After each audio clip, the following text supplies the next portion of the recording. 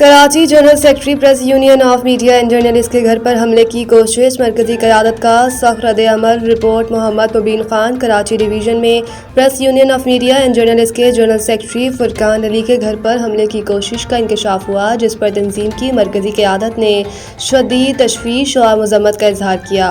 बानी और मरकजी चेयरमैन अलीम रऊफ फराई और मरकजी सेक्रेटरी जनरल वहीद मंजर के मुताबिक उनके फ़ोन पर फुरकान अली से टेलीफोनिक रब्ता किया गया। वाक़ये की तमाम तर सूरत-ए-हाल पर तफसीली गौर किया गया।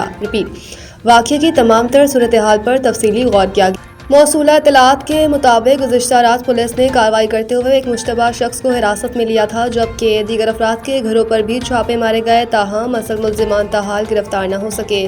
गिरफ्तार किए गए शख्स को अहले खाना की शख्सी ज़मानत पर रिहा किया गया था, जैसे आज SHO ने दोबारा तलब किया है। मरकजी चेयरमैन का कहना है कि press union of media and journalist Furqan Ali को मुकम्मल एतमाद दिलाती है कि वो किसी दबाव में ना आएँ और अपना जुर्रतमंदाना सहाफ़ती किरदार जारी रखें। तंजीम ने वाज़ेह किया है कि वो हर सतह पर इनके साथ खड़ी है और किसी भी हंगामी सूरत-ए-हाल में बराह रास्त मुआवनत के लिए तैयार है।